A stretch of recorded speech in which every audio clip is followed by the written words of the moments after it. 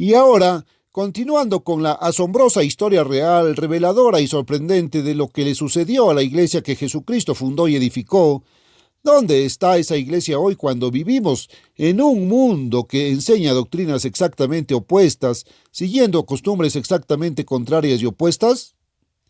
Sí, es impactante descubrir que el cristianismo que crecimos aceptando no es el mismo evangelio que Jesús predicó en absoluto. No es el mismo cristianismo creído y practicado por la iglesia que Jesucristo construyó en los días, en que fue dirigida infaliblemente por los apóstoles inspirados por el Espíritu Santo.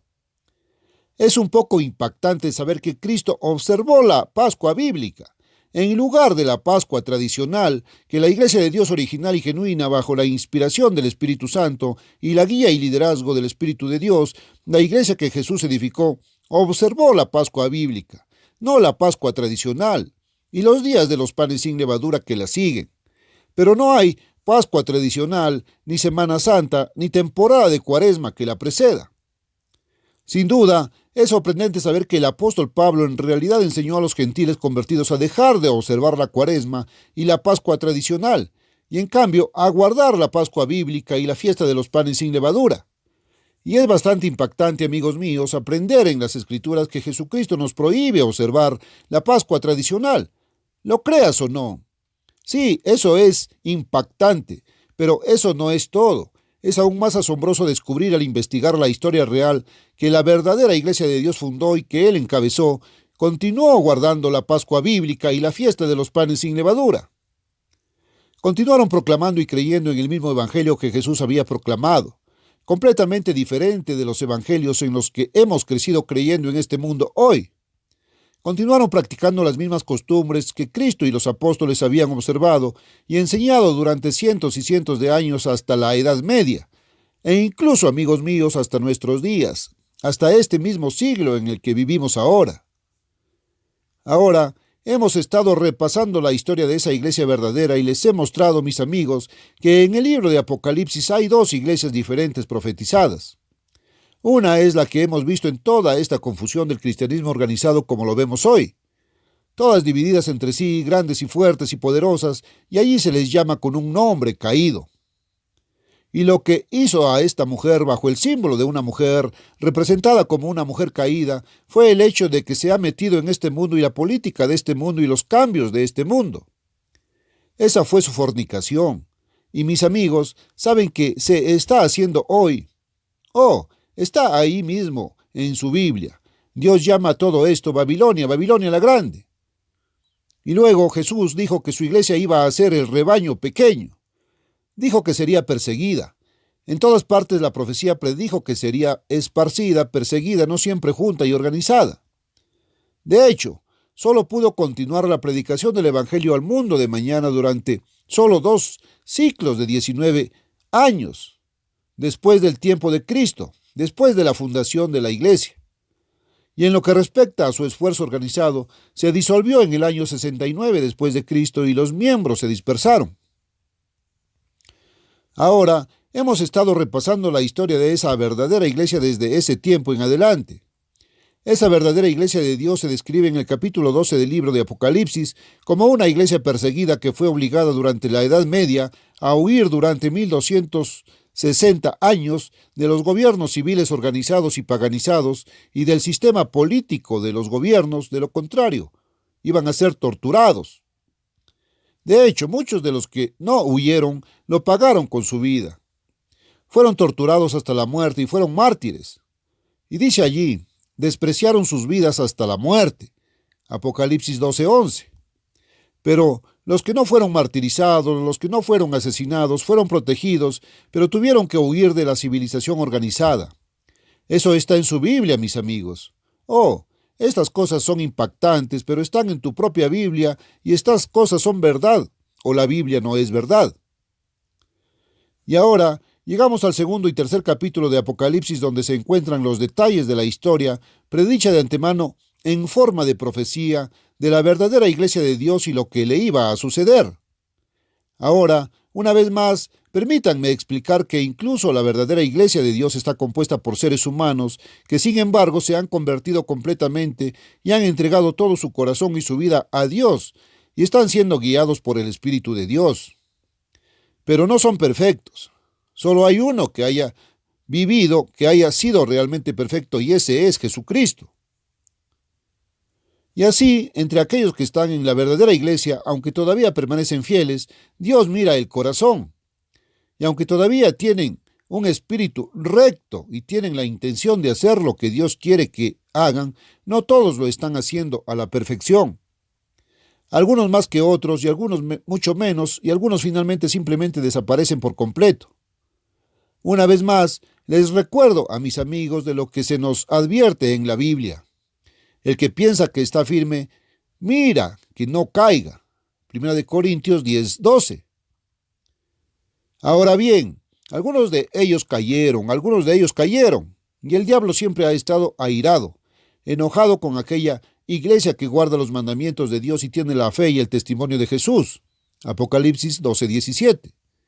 Y quiero decirles, mis amigos, que esa pequeña iglesia de Dios despreciada, dispersada, perseguida, ha tenido mucho más que lidiar que aquellos que simplemente se incorporan al camino ancho que lleva a la destrucción, el camino popular de la religión organizada. Porque el diablo está enojado con ellos y el diablo les ha causado una gran cantidad de problemas donde está perfectamente contento de dejar en paz a los que están engañados. Son muy sinceros, por supuesto, creen que tienen razón, pero se engañan. Ahora, puedes ser la persona más significativa del mundo y ser muy honesto y sincero y sin embargo ser engañado. Y si lo eres, el diablo te va a dejar en paz, no se va a preocupar mucho por ti, te tiene donde quiere. Y mis amigos, ahí es donde él tiene a la abrumadora mayoría de las personas de este mundo. Ahora, ¿dónde quedó esa pequeña iglesia que no fue notada por el mundo, que los historiadores no consideraron para nada como una verdadera iglesia de Dios, sino más bien como apóstatas y herejes? ¿Dónde ha estado esa iglesia? Pues no ha dejado de existir. Jesucristo dijo, edificaré mi iglesia. Mateo 16:18. Él la construyó. Él dijo, las puertas del Hades no prevalecerán contra ella. Mateo 16:18. Por supuesto, literalmente, él está hablando de la tumba y quiso decir que no prevalecería porque las tumbas se abrirán en una resurrección.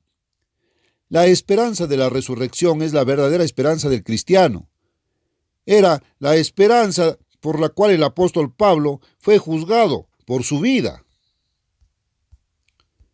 Bueno, ahora hemos estado repasando la historia y encontrando esa verdadera iglesia.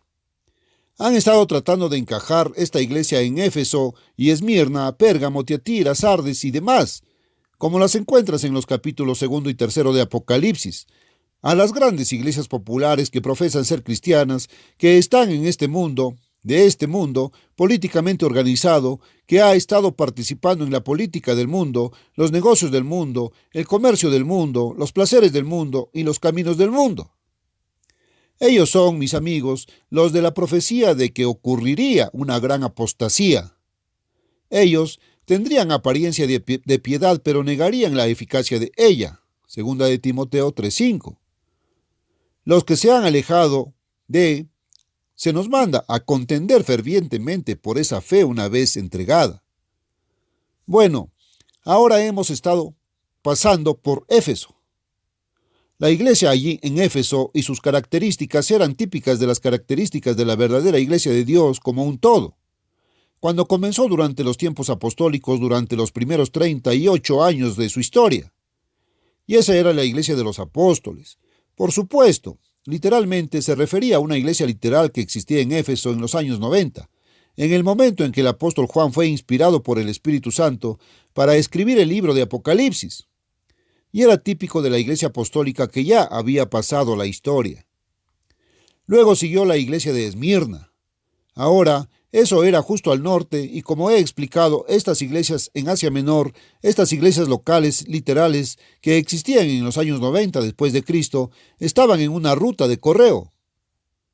Esmirna estaba justo al norte de Éfeso, Pérgamo al norte de eso, y luego Tiatira más al norte. Luego comenzamos a dar la vuelta hacia abajo de nuevo y Sardis, Filadelfia y Laodicea cuando regresan al extremo inferior del círculo nuevamente. Era una ruta de correo en esos días, y sucedió que las iglesias, esas 7 iglesias, tipificaban las 7 eras o etapas de tiempo del desarrollo de la verdadera iglesia de Dios como sería. Ahora, mencioné que la iglesia no era perfecta, y Dios comienza aquí con la iglesia en Éfeso. Conozco tus obras, tu labor y paciencia. Era su iglesia. Sin embargo, versículo 4, algo tengo contra ti. Apocalipsis 2, 2 y 4. ¿Por qué él dijo eso incluso a sus propios discípulos? Jesús reprendió a Pedro y a Pablo, incluso después de que Pedro había recibido el Espíritu Santo. El apóstol Pablo se opuso a Pedro en su cara porque era culpable. No era perfecto en absoluto. Ahora llegamos a Esmirna y este es el escenario de la iglesia durante los próximos 400 años. Bueno, estas cosas dice el primero y el último, que estuvo muerto y está vivo. Yo conozco tus obras y tribulación y pobreza. Apocalipsis 2, 8, 9. Sabía todas las cosas buenas de ellos, pero también había algunas cosas que no eran tan buenas. Y luego llegamos a Pérgamo, y aquí había cosas buenas sobre ellos. Él dijo de nuevo, yo conozco tus obras, ¿dónde moras? ¿Dónde está el trono de Satanás? Y tenía mucho que disputar allí. Pero él dijo, versículo 14, tengo unas pocas cosas contra ti. Apocalipsis 2, 13, 14. Y luego les dijo que lo que estaba mal y les dijo que se arrepientan de esas cosas. Ahora encontramos mucho sobre ellos en un libro llamado La clave de la verdad, que contiene gran parte de sus enseñanzas, que ha sido traducida al idioma inglés por Fred C. Coniver. Este registro parcialmente preservado del pueblo de Dios prueba que predicaron el evangelio del reino, el gobierno de Dios, y bautizaron por inmersión, no por aspersión ni nada por el estilo. Se dieron cuenta de que hay 4 pasajes en el Nuevo Testamento, si vamos a vivir por cada palabra de Dios, que debemos, después de que la gente se haya arrepentido por completo, nos hemos rendido incondicionalmente a Dios y a la voluntad de Dios. El gobierno de Dios rindió su voluntad, salieron del mundo, que hicieron como habían hecho los apóstoles, oraron por ellos y les impusieron las manos para que recibieran el Espíritu Santo. No solo continuaron celebrando la Pascua bíblica, el 14º del primer mes de Dios, Nisan, que llega en la primavera y no en enero, sino también observaron el sábado semanal, lo crea o no, y la fiesta de los panes sin levadura. Ahora, eso está en las páginas 162 y 152 en La clave de la verdad, que fue traducida al inglés por Fred C. Coniver. Bueno, el diablo estaba bastante enojado con esa gente mientras les leía, y así, una vez más, Satanás, en sus artimañas para derrocar a la iglesia, introdujo falsos maestros entre el pueblo de Dios. Como resultado de estos pecados, Jesús advirtió a su iglesia en el versículo 16 aquí, Apocalipsis 2, arrepiéntete, o pelearé contra ti con la espada de mi boca. Apocalipsis 2:16. Y la palabra de Dios es como una espada afilada de 2 filos y se representa como saliendo de la boca de Cristo, quien es la palabra de Dios. Bueno, la mayoría de ellos tomó esa advertencia a la ligera hasta que fue demasiado tarde, confiando en sus propias alianzas políticas mundanas con los árabes vecinos en lugar de confiar en la protección de Jesús. Fueron traicionados, fueron asesinados, 100,000 de ellos. Según la historia, eso fue lo que sucedió. Los pocos fieles que escaparon fueron conducidos al sureste de Europa, y aquí encontramos en la página 104 de este libro que allí prosperaron durante siglos y difundieron sus principios en Bohemia, Polonia, Alemania, Italia, Francia e incluso en Inglaterra, los cuales habían permanecido fieles y no fueron sacrificados. Ahora llegamos a la iglesia en Tiatira, y esto es sumamente interesante. Y estas cosas escribe así, dice el Hijo de Dios, que tiene sus ojos como llama de fuego y sus pies semejantes a bronce bruñido. Yo conozco tus obras y tu caridad y servicio y fe y tu paciencia y tus obras, y que los postreros sean más que los primeros. Sin embargo, tengo unas pocas cosas contra ti, porque había tolerado a esta mujer Jezabel, que se decía profetisa, para enseñar y seducir a sus siervos y para cometer fornicación. Apocalipsis 2:18 al 20. Ahora bien, aquí había una iglesia, sin embargo, lo inusual que caracteriza a esta iglesia es la naturaleza humana para seguir degenerando. Pero aquí hay una iglesia cuyas últimas obras fueron mejores que las primeras. Ahora, entremos en eso, esta iglesia en Tiatira. Juan fue inspirado a elogiar esta iglesia porque las últimas obras de la iglesia fueron más que las primeras. Pero en la iglesia local había un falso maestro que enseñaba a algunos a practicar la idolatría. Ahora Jesús les advirtió que los arrojaría a una gran tribulación y mataría a sus hijos a menos que se arrepientan. Déjame leer eso. Había leído previamente hasta el versículo 20. Sigamos leyendo el resto de esto. Sin embargo, tengo unas pocas cosas contra ti, que toleras a esa mujer Jezabel, que se dice profetiza, y en realidad esa mujer era la gran iglesia falsa de la que se habla en Apocalipsis 17, bajo símbolo, porque Apocalipsis está escrito en símbolos. Pero la Biblia explica sus propios símbolos, para enseñar y seducir a mis siervos a cometer fornicación y a comer cosas sacrificadas a los ídolos. Y le di tiempo para que se arrepintiera de su fornicación. Lo leerás en el capítulo 17, versículo 2, donde se aclara el significado de eso. Le di espacio para que se arrepintiera de su fornicación, y no se arrepintió. He aquí, yo la arrojo en cama y en gran tribulación a los que con ella adulteran. Es decir, la arrojo en cama de enfermo. En realidad es el significado de esto. Y a los gobernantes civiles que adulteran con ella, porque el adulterio se cometió con los gobernantes civiles. En gran tribulación, a menos que se arrepientan de sus obras, y mataré a sus hijos con la muerte. Apocalipsis 2, del 20 al 23. Ahora, sigamos con ello. Notemos cómo esta descripción se ajusta exactamente a la próxima gran expansión del pueblo de Dios en la tierra. Eran el verdadero pueblo de Dios, pero no eran perfectos y algunos se desviaron de ellos continuamente. Sí, hubo una apostasía continua, incluso de las personas verdaderas. Como resultado de la evangelización o evangelización de las regiones alpinas por parte de los paulicianos, como habían sido llamados, como el pueblo de Dios era llamado en ese tiempo por el mundo, no se llamaban así, surgieron numerosos ministros y fieles congregaciones. Uno de estos hombres fue Pedro de Bruys, quien predicó el evangelio del reino de Dios en el sur de Francia. Ahora, usted lee eso en la historia de la iglesia de Jones, capítulo 4, sección 3. Otros dos predicadores de ese tiempo fueron Arnold y Henry. Fueron acusados por las iglesias populares políticamente organizadas de permanecer fieles a toda la ley de Dios y de observar el sábado.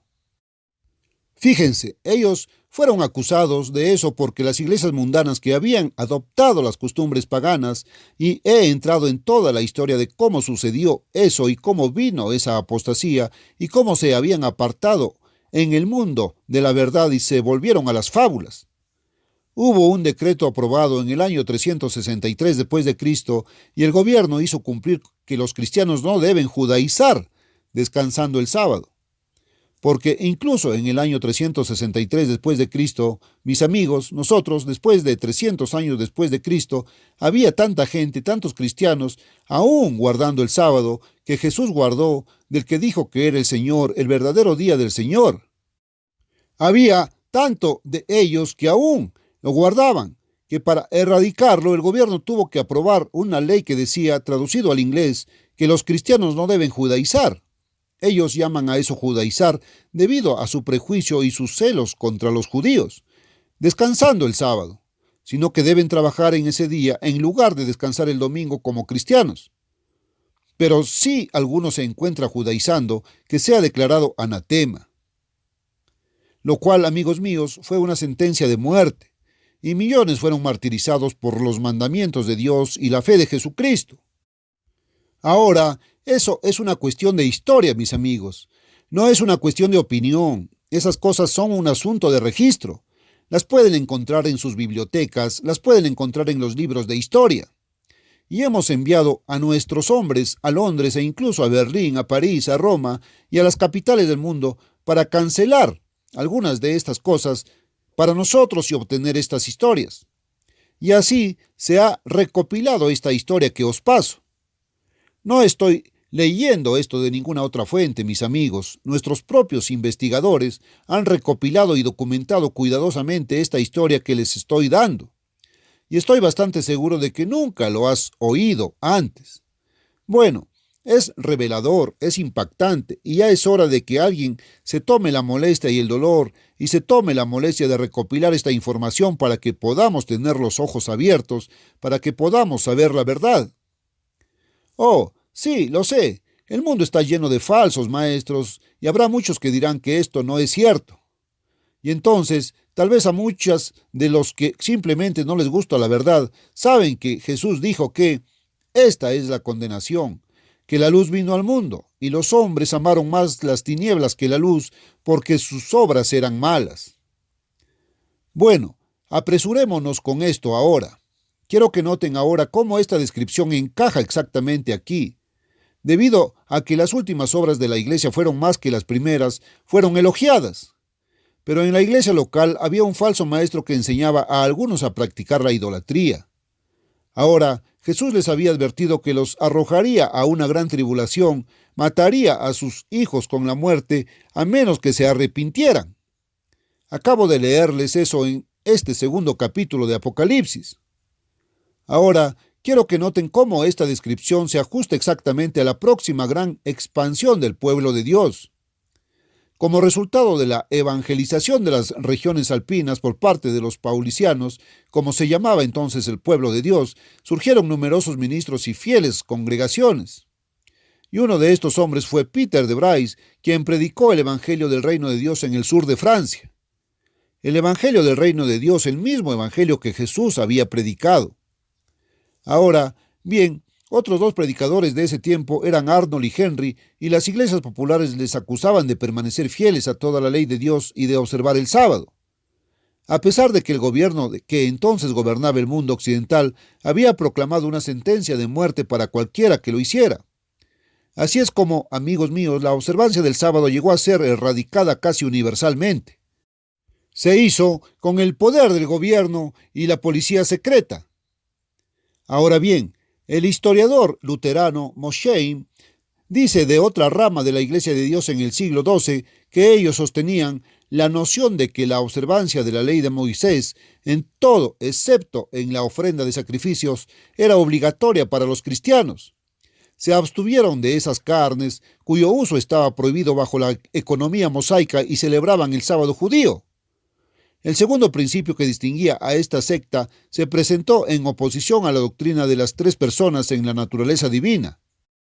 Sí, sabían que Dios no era una Trinidad. Dios no está limitado a solo tres personas, mis amigos, lo crean o no. Por supuesto, hemos crecido creyendo en un mundo que ha creído, incluso para cambiar la naturaleza misma de Dios, que Dios es limitado. Dios es un reino y Dios es el reino creador. Y Dios ha creado primero el reino inanimado, el reino mineral, luego el reino vegetal, el reino animal, y creo que deberías decir un reino humano. Porque aunque técnicamente estamos clasificados en el reino animal, estamos mucho más cerca de Dios que de los animales tontos, lo creas o no. Y el eslabón perdido no es un eslabón perdido entre nosotros y las bestias brutas, sino el eslabón perdido entre nosotros y Dios. Y ese eslabón perdido es Cristo. Y ya es hora de que este mundo encuentre el eslabón perdido, porque Cristo nos une a Dios y podemos convertirnos en miembros de la familia de Dios, el reino de Dios, el reino de Dios. Dios es ese reino y hay un reino de ángeles y el reino de Dios es el gobernante. Porque Dios dijo, hagamos al hombre a nuestra imagen. Génesis 1:26. Y el Dios que lo dijo era Elohim, y Elohim es plural. Es decir, una familia de personas, más de una persona. El mismo nombre de Dios en su Biblia en hebreo dice eso, mis amigos. Oh, qué poco sabemos y cómo este mundo ha sido engañado y cómo las sombras de las tinieblas han sido derribadas sobre los ojos de la gente, hasta que, les digo, amigos míos, las cosas que hemos pensado que eran la verdad de Dios, las cosas que creemos que son cristianas, ya es hora de que aprendamos cuántas de esas cosas están tan lejos de la enseñanza de Cristo y de los apóstoles. Y las cosas que hacemos no son las cosas que ellos hicieron. Les estoy mostrando ahora la historia de la verdadera iglesia, contra la cual Jesús dijo que las puertas del infierno nunca prevalecerían. Mateo 16:18. Bueno, se instituyó una cruzada contra muchas de estas personas en el sur de Francia. Miles perecieron. Pero cuando parecía que la primera obra pronto terminaría, surgió un líder aún mayor entre el pueblo de Dios. Era el final del siglo XII. En Lyon, Francia, vivió un asombrosamente exitoso y rico comerciante, Pedro Baldo. Probablemente hayas oído hablar de Baldo en la historia.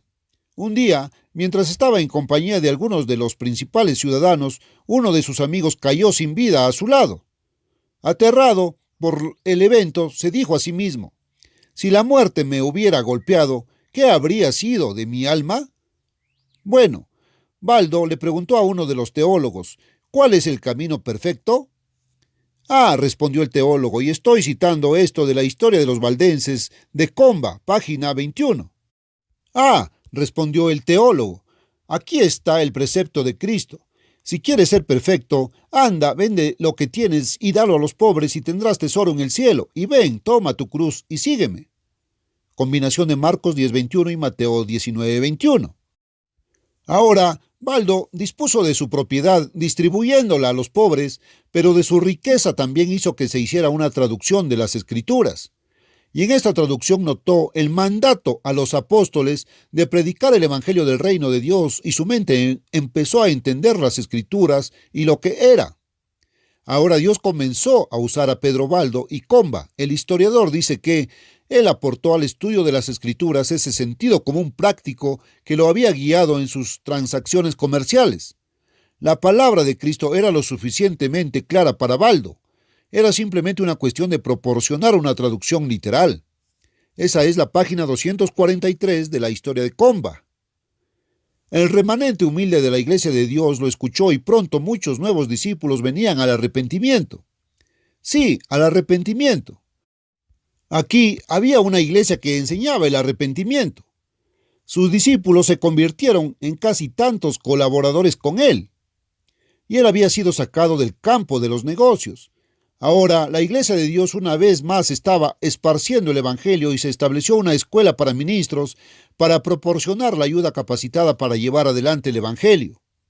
Ahora, aquí hay un registro maravilloso de esta gente. Está fechado en 1404, si tengo tiempo para leer un poco. No encontramos en ninguna parte de los escritos del Antiguo Testamento que la luz de la verdad y de la santidad se haya extinguido por completo en algún momento. Siempre ha habido hombres que caminaron fielmente en los caminos de la justicia. Su número a veces ha sido reducido a pocos, pero nunca se ha perdido del todo. Creemos que lo mismo ha sido desde el tiempo de Jesucristo hasta ahora, y que será hasta el fin. Porque si la Iglesia de Dios fue fundada, fue para que ella permanezca, persevere hasta el fin. No creemos que la Iglesia de Dios se haya apartado absolutamente del camino de la verdad, sino que una parte se dio, y como comúnmente se ve, la mayoría fue desviada al mal. Y eso es de la historia de Comba, página 10 y 11. Oh, no tengo tiempo. Pensé que podría completarlo hoy.